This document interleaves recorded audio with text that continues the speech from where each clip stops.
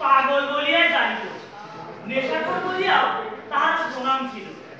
তাহার কাছে নেশাদ্রব্য থাকিলে তাহার দেখা মিলিত, কিন্তু নেশাদ্রব্য ফুরাইয়া গেলে তাহার দেখা মিলিত।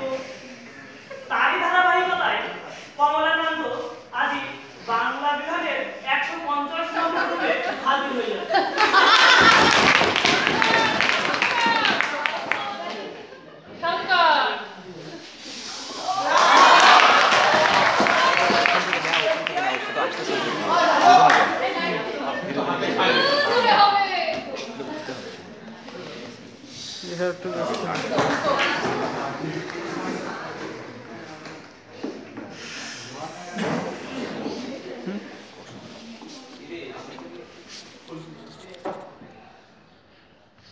কি যেন বলিতে আসিয়াছিলাম,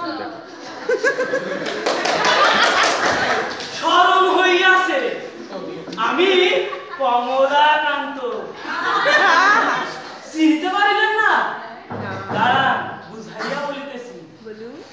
আমি কমলাকান্ত চক্রবর্তী, বঙ্গের বরেণ্য লেখক বঙ্কিম বাবু এই আমারে পাগল বলিয়া যত্ন করিতে।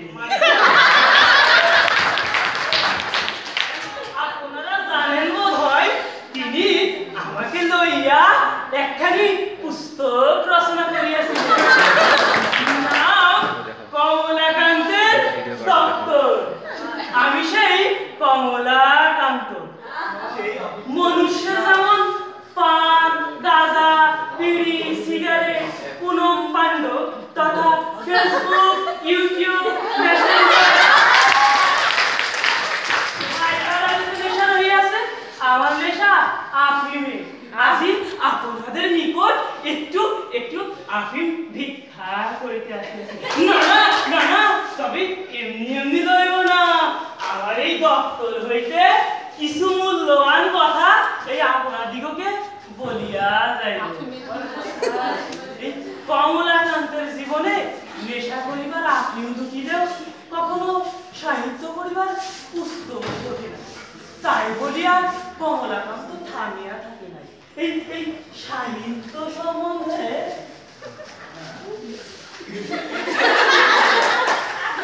এই সাহিত্য সম্বন্ধে অনেক বিচার বিশ্লেষণ করিয়া কমলাকান্ত দেখিয়াছে বর্তমান যুগের সাহিত্য অনেকটা ভোগের সামগ্রী হইয়াছে। মনুষ্য উহা পড়ে ঠিকই, মোটা মোটা মোটা মোটা পুস্তক উহাদের আলমারিতে টাঙাইয়া রাখেন ঠিকই, কিন্তু রস লইবার জন্য নহে। চাকুরিতে উহাদের অবস্থান পরিপক্ত করিয়াই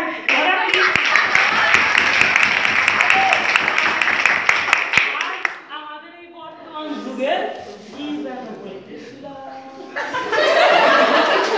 স্মরণ হইয়াছে।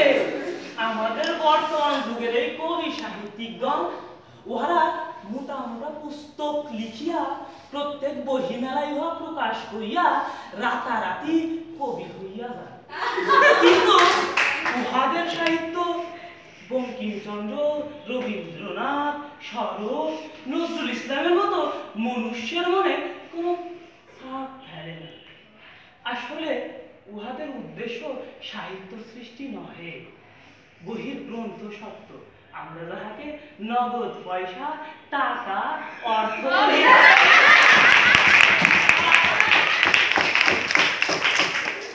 আর রাতারাতি মনুষ্য সমাজে কবি সাজিবার জন্যই উহারা ওই পুস্তক লেখেন। তাহার পরে কি যেন বলিতেছিলাম,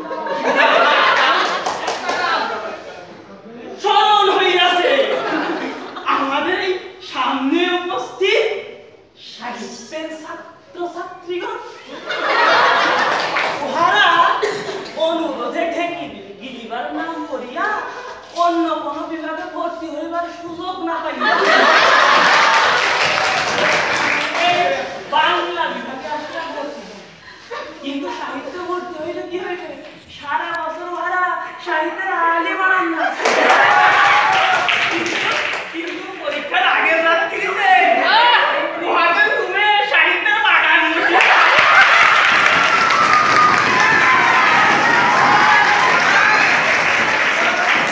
পরীক্ষার আগের রাত্রি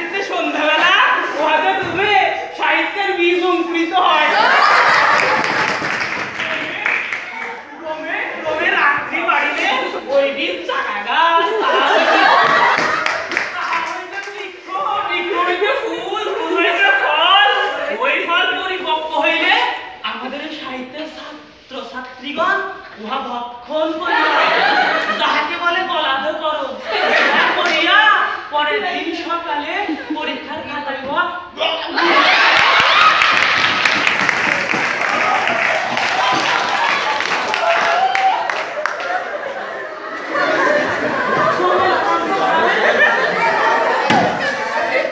কমলাকান্ত ভাবে ইহাতে উহাদের মনের বিকাশ হইল কই, সাহিত্যিক মন গেল কই। বঙ্কিমচন্দ্রের কমলাকান্ত ওই পুস্তকের পাতা এই ভাবিয়া এই আফিম খাইতে আর প্রবৃত্তি হইতে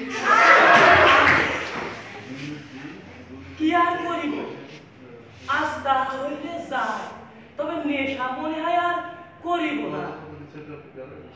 তবে যাওয়ার আগে আর একটা কথা বলিয়া যায়, যেদিনে ওই কমলাকান্ত ওই আপনাদের হৃদয়ে উপস্থিত হইবে, হইয়া সাহিত্য বিবেককে নাড়া দিবে, বাংলা সাহিত্য সারা বিশ্বে আবার ছড়াইয়া যাইবে, সেই দিন কমলাকান্ত আবার ফিরিয়া আসিবে।